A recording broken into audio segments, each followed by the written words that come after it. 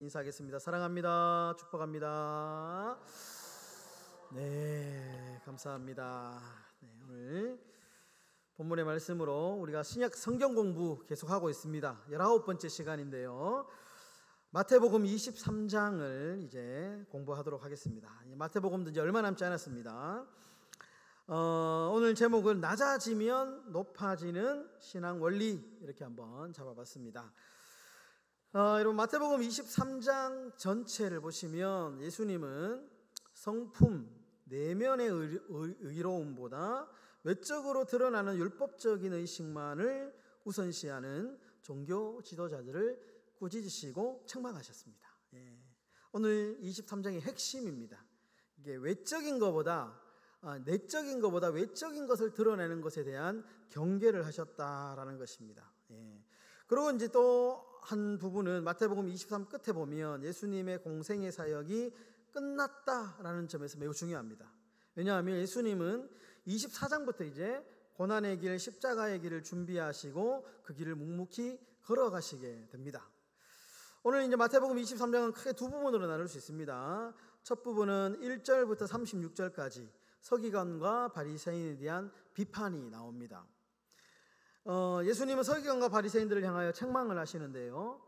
그것은 위선적이기 때문에 그렇습니다. 내면의 의로움보다는 외적인 종교적 관습을 강조하고 있기 때문에 그렇다라는 것이죠. 37절과 39절을 또 이렇게 한 부분으로 묶을 수 있습니다. 이것은 예루살렘에 대한 탄식 부분인데요. 예수님은 예루살렘의 역사와 선지자들을 거부한 예루살렘 사람들의 모습에 대해서 슬퍼하는 장면, 기도하시는 장면이 37절에서 39절까지. 그래서 오늘 마태복음 23장은 크게 두 부분입니다. 바리새인과 서기관들을 책망하는 장면 하나, 그리고 마지막에 예루살렘을 향하여 기도하는 장면 하나, 이렇게 나누어서 보시면 이해가 되십니다. 여러분, 23절 보시면, 오늘 23장을 보시면 모세의 자리라는 말이 있습니다. 네, 제가 이제 늘 오후에 이 도움말 자리에는 약간 이제 용어 해설을 좀 해드리는데, 모세의 자리란 뭐냐? 2절에 나오는, 제가 이제 기록한 대로 당시에 회당들이 다 있었습니다. 요즘 말로 따지면 뭐 굳이 교회하고는 다르지만, 이제 교회라고 좀 이렇게 말할 수 있겠죠. 모여가지고 말씀을 강독하고 말씀을 배우는 회당이 있는데, 이 회당에는 모세의 자리라고 하는 특별한 자리가 있었다는 겁니다. 그래서 이제 그 지방에 아주 유명한 이름이 있고 명성이 있고 약간 좀 출세한 사람, 이런 사람들이 앉아가지고 율법을 가르쳤다는 겁니다. 여기를 가르쳐서 모세의 자리다, 이렇게 이야기를 한다는 겁니다. 그런데 모세의 권위 있는 계승자이다, 나는 이제 모세의 자리에 앉았다라는 것은 그만큼 인정받는 사람이다라는 것을 상징적으로 이제 보여주는 것입니다. 모세의 자리. 옛날에 우리 오랜 보면 장로님들이나 보면 장로님 자리가 따로 있더라고요. 옛날에 제가 저기 교육전도사 때 외관 쪽에서 이제 외관에서 제가 교육전사를 했거든요. 근데 거기는 장로님들 자리가 여기 있는 게 아니고 따로 성가대처럼 여기 딱 있더라고요. 옆에서 이렇게 장로님들만 딱 앉습니다. 다 이렇게 앉아 있더라고요. 오랜 이제 전통이, 요즘에는 거의 그런 것들이 다 사라졌습니다. 특별히 그런 자리가 정해놓은 건 없는데, 옛날 오래된 교회를 가면 그런 자리들이 좀 있어요. 장로님들 딱 있다가 장로님들이 막 졸미에 다 보여요. 여기 성도님들이 앞에 보니까 장로님 자리, 옛날에 있었는데요. 요즘에는 이제 그런 것들이 없죠. 옛날에 모세의 자리다, 자리에 대한 어떤 특별한 좀 자부심이 좀 있었던 것 같습니다. 네, 말씀 묵상으로 넘어가겠습니다. 여러분, 3절과 4절에 보시면 오늘 서기관과 바리새인의 위선에 대해서 예수님께서 책망을 하십니다. 서기관과 바리새인들, 이 사람들은 그 당시에 매우 교육도 많이 받고 그리고 율법을 가르치는 사람이고 굉장히 기득권이라고 생각하시면 됩니다. 근데 이 사람들이 율법을 바로 가르치고 해석을 해야만 하는 의무가 있었습니다. 왜냐하면 그 당시의 서민들은 대부분 글자를 몰랐습니다. 글씨를 읽을 수도 없었고 배운 사람도 없고, 그러니까 이제 교육열이 굉장히 낮았죠. 성경에 대해서 이제 물론 유대인들이라면 가정에서의 성경 공부를 했습니다. 그래서 전문적인 율법을 배우기 위해서는 이런 율법학자들이 있었는데, 이 사람들이 제대로 가르쳐야지 백성들이 제대로 배워야 했기 때문에 이 사람들이 가져야 되는 의무감이 굉장히 컸죠.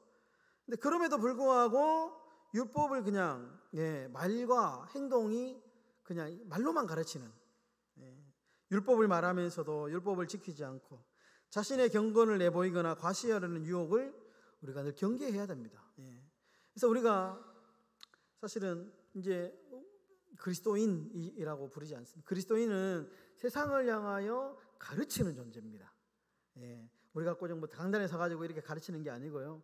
우리의 삶의 모습으로, 우리가 삶의 패턴으로 우리 그리스도인은 이렇게 살아갑니다. 어떤 사람들은 내가 굳이 예수 믿습니다라고 말하지 않는데 오래 사귀다 보면 저 사람 왠지 참 신앙이 있을 것 같다, 이런 사람들 있잖아요. 반대로 전혀 신앙이 없는 사람인 것 같은데 알고 보니까 또 신앙이 있는 사람도 있고. 그러니까 우리가 우리의 삶이 어떤 교육이다 생각하고 세상 가운데 우리가 그런 어떤 이 가르침의 자세로 살아가야 된다. 우리 교회를 좀 확대해서 해석하면 그렇죠. 우리 교회도 마찬가지입니다. 우리가 양덕동에 우리 행복한 교회가 딱 이렇게 있는 것은 양덕 교회를 향한 우리 교회의 역할이 있는 거죠.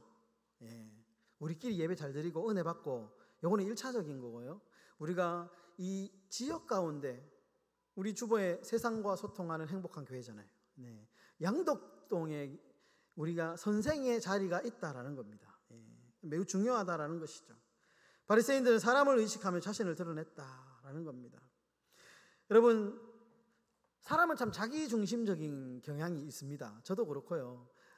대부분이 굉장히 이타적으로 우리가 많이 살려고 노력하지만 좀 자기중심적인 성향이 없지 않아 있죠. 우리가 하나님의 이름을 섬기지만 어떻게 하다가 보면 하나님을 섬기는 건지 아니면은 조금 이렇게 나의 좀 그런 어떤 이해관계를 위해서 교묘하게 어떻게 좀 하고 있는 건 아닌지, 그런 어떤 고민들이 빠질 때가 참 많이 있습니다. 여러분, 사람의 칭찬을 구하는 교만이 아니고 모든 것을 엄밀히 보시는 하나님의 칭찬과 영광을 구하는 삶을 살기 위해서 우리가 부단히 노력을 해야 된다라는 겁니다. 두 번째로 보시면 11절과 12절에 자기를 높이는 자는 낮아지고 낮추는 자는 높아지십니다. 하나님의 나라는 자기를 낮추어 섬기는 자들의 것입니다. 세상의 나라하고 다릅니다. 세상의 나라는 내가 남을 밟고 올라서는 거죠. 그러나 하나님의 나라는 나를 낮추는 겁니다. 그러면 하나님께서 높여주십니다. 주님의 나라는 그래서 역설과 반전의 나라다, 이렇게 얘기합니다. 역설의 반. 영광 대신에 고난을, 지배 대신에 섬김을, 움켜쥐는 것 대신에 베푸는 것을 선택하는 자들은 이미 천국을 소유한 자들이다. 멋진 말이지 않습니까? 내가 영광 받는 것 대신에 내가 먼저, 오늘 설교의 말씀처럼 희생하고 헌신하고 내가 먼저 남들보다 한 발 앞장서서 교회를 위해서, 내가 누군가를 막 지배하기보다는 먼저 섬겨주고, 내가 막 뭔가를 움켜쥐기 내 것 보다는 다 이렇게 베풀어주는, 이렇게 살려고 노력하는 자들은 이미 천국을 소유한 자들이다라는 것이죠. 이 원리, 하나님 나라의 원리를 우리가 좀 기억하면 좋겠습니다. 세 번째, 37과 39절에 어미닭이 날개 아래 새끼를 품듯 자기 백성을 품으시는 주님이시다. 예수님은 예루살렘을 향하여, 예루살렘의 멸망을 향하여 펑펑 우시거든요.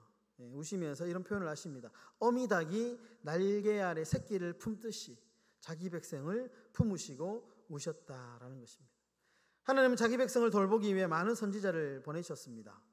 그런데 선지자를 죽이고 돌로 치고 하나님의 자비와 사랑을 거절합니다. 예수님은 그들의 거절을 애통해 하시죠. 그들은 스스로 멸망을 자초합니다. 안전한 주님의 품을 거절하고 껍데기만 남은 성전을 붙들던 유대인들은 성전이 철저하게 파괴되는 것을 보게 됩니다. 실제로 역사적으로 이 성전은 파괴됩니다. 철저하게 파괴됩니다. 그 당시에 유대인들은 잘못된 성전 의식이 있었습니다. 그러니까 내가 성전은 절대로 망하지 않는다. 성전 안에만 있으면 나는 구원받는다. 이렇게 여기는 아주 극단적인 이제 성전주의가 있었습니다. 그런데 하나님이 그거를 보란 듯이 예루살렘의 성전을 무차별하게 건물은 건물일 뿐이다, 무너져 완전히 망가뜨려 버리거든요. 그러니까 이 껍데기만 붙들고 있는 이 사람들을 보면서 너무 안타까우니까 예수님이 우셨다라는 겁니다. 예. 여러분, 주님의 품이 아닌 세상의 어떤 것도 나를 안전하게 지켜줄 수 없다라는 것을 기억하면 좋겠습니다. 네, 이제 퀴즈 푸는 시간인데요. 네, 오늘 한번 제가 문제를 다 같이 한번 읽고 1번 다 같이 한번 읽고 답을 한번 말씀해 주십시오. 1번 읽습니다. 시작. 서기관들과 바리새인들의 말하는 바는 행하고 지키되 저희의 무엇은 본받지 말라 했나. 예, 행위죠. 3절에 나옵니다. 네, 그들이 하는 행위는 본받지 말라. 말과 행동이 다르다는 것이죠. 자, 2번 읽습니다. 시작.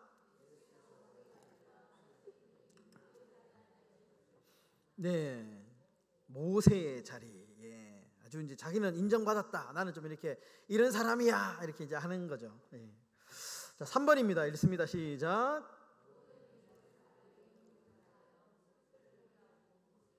네, 예, 경문띠. 예, 네, 맞습니다. 옷술.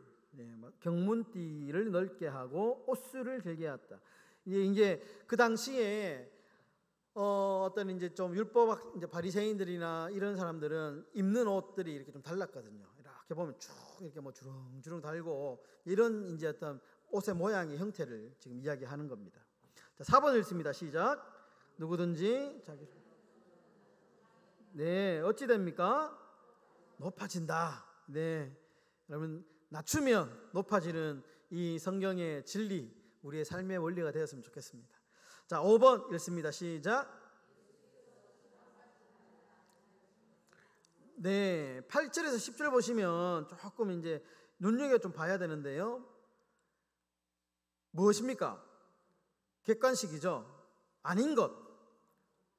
네, 맞습니다. 3번 어른이죠.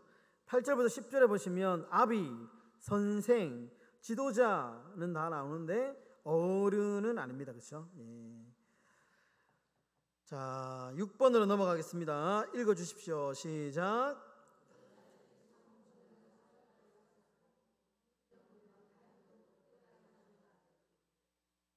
예, 맞습니다. 정답은 서기관과 바리새인들. 예, 이거는 실제로 그러니까 이거를 문자 그대로 받으면 안 됩니다. 여러분들, 실제로 천국 가면 누가 이렇게 천국 문을 막 못 막고 있다 이렇게 생각하시면 안 돼요. 이거는 그 당시에 이제 이렇게 떠도는 어떤 이제 그 속담, 이야기 이런 것들을 예수님이 비유적으로 아주 은유적으로 푸는 겁니다. 문자적으로 그냥 받으면 우리가 죽어가 천국 가면 누가 이렇게 서가지고 막 이렇게 천국 들어가는 거 어서 오십시오 하고 이렇게 막 이렇게 하는 거 아닙니다. 예, 문자적으로 이해하시면 안 됩니다. 자, 7번입니다. 읽어주십시오.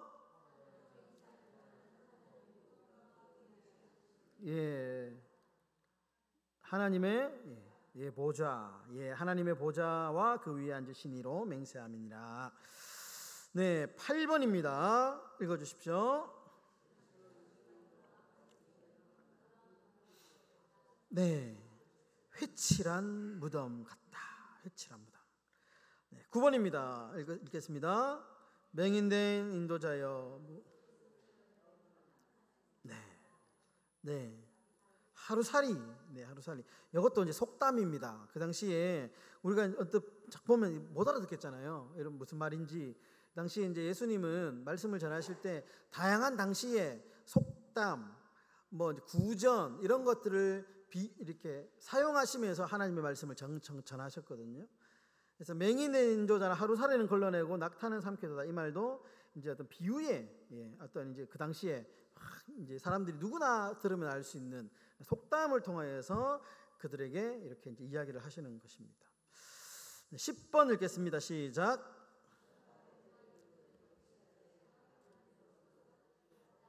네, 정답은 탐욕과 방탕으로 가득하다. 자, 11번. 이제부터 나 예수를 보지 못하리라 하셨습니까? 예, 주의 이름으로 오시는 이여 할 때까지. 자, 마지막 12번입니다. 시작. 네, 제단과 그 위에 있는 모든 것으로. 네. 네, 여러분 이번 주 한 주간 가셔서 마태복음 23장을 읽으시면서 오늘 이제 강의안을 가지고 여러분들 이제 요약된 것을 보시면서 한 번 더 이제 마태복음 23장을 읽고 묵상하시면 훨씬 더 이해가 이제 더 깊게 이해가 될 것이고 은혜가 있을 것입니다. 오늘 23장의 핵심은 저는 이것으로 잡았습니다. 낮아지면 높아지는 원리. 이 하나님의 나라의 원리가 저와 여러분들의 원리가 되기를 주의 이름으로 축원합니다. 네, 기도하겠습니다.